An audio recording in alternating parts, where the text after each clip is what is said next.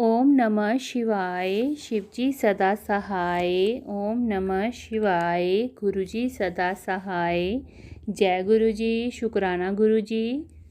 गुरुजी के चरणों में शत शत कोटि कोटि प्रणाम। जय गुरुजी संगत जी। आज गुरुजी की कृपा से मैं गुरुजी की किताब दिव्य आभा, जो हमारे लिए सबसे बड़ा गुरु ग्रंथ है, पढ़ने जा रही हूँ। आप सब संगत जी भी सुनिएगा। जय गुरुजी। शुक्राना गुरुजी। एक ताकिया भरोसा तेरे चरना दा। केवल आपके चरणों में मेरा आश्रय है। हे प्रभु, मुझे कुछ विशेष किंतु असाधारण कारणों से अपनी अच्छी नौकरी छोड़नी पड़ी थी। मुझे विश्वास था कि अपने अत्युत्तम अनुभव के कारण मुझे कहीं भी नई नौकरी मिल जाएगी। मैं आवेदन भेजता रहा, परंतु विफल रहा। 5-6 माह तक मुझे असफलताओं का सामना करना पड़ा।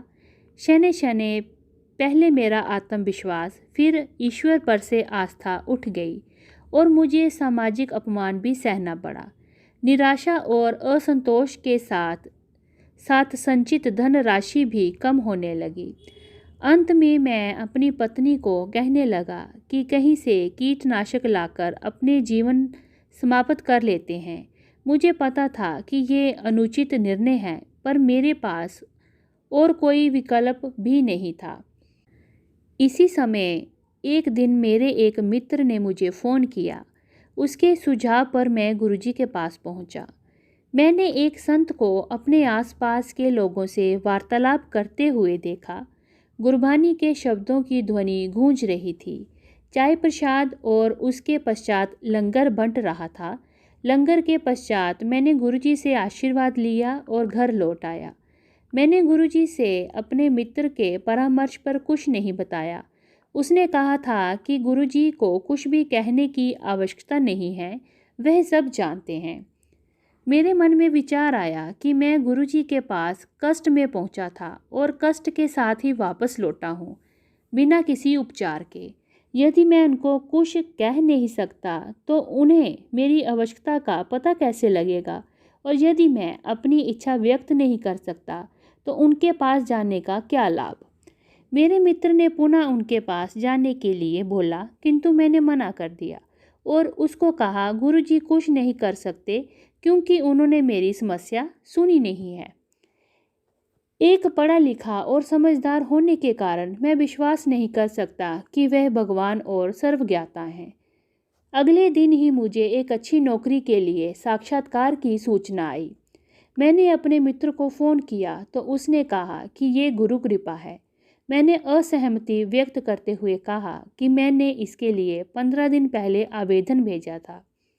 साक्षात्कार अच्छा हुआ। मैं परिणाम की प्रतीक्षा कर रहा था। चुने ना जाने पर मुझे आश्चर्य हुआ। अंदर ही अंदर मैं ध्वस्त हो गया और मैंने कहीं भी आवेदन पत्र भेजना बंद कर दिए।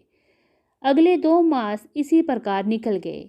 मेरी स्थिति अत्यंत निराशाजनक हो गई थी। एक दिन मेरे मित्र ने पुनः फ़ोन किया और गुरुजी के पास जाने का आदेश दिया। मैं ये सोच कर गया कि प्रयत्न करने पर कोई हानि नहीं है। स्थिति इससे और अधिक कितनी बुरी हो सकती है।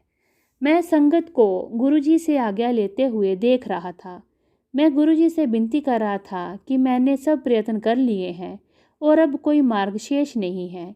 बार बार उस दिन सुने हुए एक शब्द के शब्द, एक ताकिया भरोसा तेरे चरना दा, और सब बेधैन्य दे दिया, मेरे कानों में गूंज रहे थे।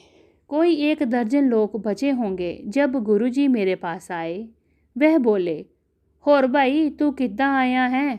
स्पष्ट रूप से गुरुजी को पता था कि मैंने उनके अस्तित्व पर संशय किया था। मैं अशक्त और अवाक रह गया। बहुत प्रयत्न के साथ मैं धीमे से गुरुजी ही कह पाया था। इतने में उन्होंने पूछ लिया कि मैं किसके साथ आया हूँ। कठिनाई के साथ मैंने उत्तर दिया कि मैं अपनी पत्नी के साथ आया हूँ। तो उन्होंने उसे बुलाने के लिए कहा। मैं भागकर बाहर गया और उसे बुलाकर अंदर लाया।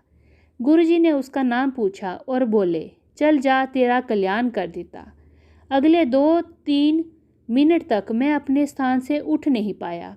गुरुजी का आशीर्वाद मिलने के पश्चात मैंने पुनः आवेदन भेजने आरंभ कर दिए। मुझे इंटरनेट पर एक रिक्त स्थान दिखाई दिया। मैंने आवेदन भेजा और अगले दिन मुझे साक्षात्कार के लिए बुलाया गया। मैं कंपनी के प्रबंधक, निर्देशक और बीपी से मिला और ऐसा लगा कि जैसे वह मेरी प्रतीक्षा कर रहे थे। 10 मिनट के पश्चात मुझे नियुक्ति पत्र मिल गया था। उसी शाम मैं गुरुजी के पास अपने कुकर्मों की क्षमा याचना करने गया। मुझे अपनी भूल का आभास था, परंतु उससे अधिक आवश्यक मैं उनका धन्यवाद करना चाहता था। जब चलने का समय हुआ तो मैं पंक्ति से आगे निकलकर उनके पास गया। उन्होंने मुझे देखकर अपने कान मेरी ओर कर दिया। मैंने उनको बताया कि मैं 9 मास से बेकार था और उनकी दया से ही मुझे नौकरी मिली है। गुरुजी पहले तो चुप रहे, फिर बोले, जा फिर ऐश कर। उनके शब्द सत्य सिद्ध हुए हैं। न केवल मुझे कार्य करने में आनंद आता है, मेरे सब कार्य भी सुचारू रूप से पूरे हो जाते हैं। मेरे सहकर्मी प्रभावित हैं, परंतु मुझे पता है कि ये गुरुजी ही कर रहे हैं। मैं अपने साथियों को कहता हूँ कि पहले मैं केवल जीवित था, अब मैंने जीना सीख लिया है। क्षणिक उपचार। जिसने पीड़ा दी है वही उसकी औषधि भी देगा। पहली बार जब मैं गुरुजी के पास गया था, मेरे घुटनों में बहुत तेज दर्द हो रहा था। मैं एक चिकित्सक के पास गया, जिसने कहा कि घुटनों में अस्थिबंध क्षतिग्रस्त हो गए हैं। मुझे विश्राम करने का और घुटनों को ना हिलाने का परामर्श दिया गया। साथ ही औषधियाँ भी दी गईं। पीड़ा असहनीय थी। जब मेरे मित्र ने मुझे फ़ोन कर गुरुजी के पास जाने के लिए कहा, तो मैंने उसको बताया कि मैं तो गुरुजी के पास नौकरी के लिए विनती करने गया था और वहीं पर मेरे अस्थिबंध क्षतिग्रस्त हो गए थे। मेरा मित्र चुप रहा। 2 मास के पश्चात घुटनों का शूल समाप्त हो गया। जब मैं अपने मित्र को दोबारा कहने पर पुनः गुरुजी के पास गया, तो मेरे घुटनों में फिर से वेदना आरंभ हो गई। इस बार मैं चिकित्सक के पास गया तो उसने एक महंगे उपचार की सलाह दी। मेरे पास अधिक धन नहीं था और घुटनों के दर्द के साथ उनके पास जाना भी कठिन हो गया। मेरे से चला भी नहीं जाता था। एक दिन मैंने गुरुजी से इस पीड़ा को सह पाने की शक्ति के लिए उनका आवाहन किया। मैं अत्यंत कठिनाई के साथ अपने आप को कार में घुसा पाया और उसे चलाकर अंपायर एस्टेट पहुंच गया। उस दिन चलते हुए मैंने गुरुजी से विनती करी कि तुम्ही ने दर्द दिया है, तुम्ही दवा देना, और अगले क्षण वह पीड़ा समाप्त हो गई। निश्चित करने के लिए कि मेरा घुटना अब बिल्कुल ठीक है, मैं चिकित्सक के पास गया।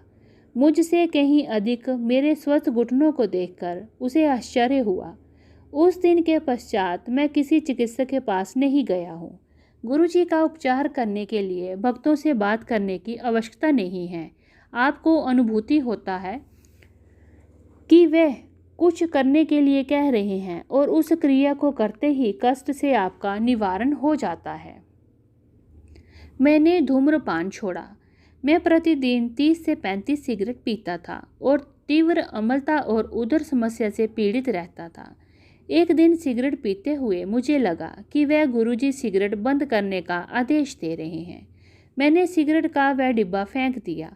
मुझे पता है कि गुरुजी ने ऐसा क्यों करवाया। मेरे चिकित्सकों ने बताया कि ऐसा ना करने से मुझे उदर व्रण हो सकता था, जो कालांतर में असाध्य कैंसर का रूप ले सकता था। रोग का उपचार उसके लक्षण आने से पहले ही हो गया। गुरुजी ऐसे मित्र, दार्शनिक, पथ प्रदर्शक, चिकित्सक और अध्यापक हैं। मैं प्रतिदिन उनकी उपस्थिति का आभास कर सकता हूँ। वे भक्तों में उनके प्रिय रूप में प्रकट होते हैं। वे सब भूमिकाएं अत्यंत मनोहर ढंग से निभाते हैं। वे शिव हैं। प्रारंभ में ये अविश्वसनीय प्रतीत होता है। बचपन से हमें सिखाया गया है कि देवी देवता मनुष्य रूप में दिखते हैं। उनके 4 और 8 हाथ होते हैं। उनके वाहन कोई पशु या पक्षी होते हैं, परंतु ये केवल सांकेतिक चित्रण है। अतः हमें विश्वास करना अत्यंत कठिन हो जाता है कि हमने इस युग में जन्म लिया है जब शिव इस पृथ्वी पर अवतरित होकर मानव जाति की भला करने के लिए स्वयं आए हैं। परंतु तथ्य सत्य है।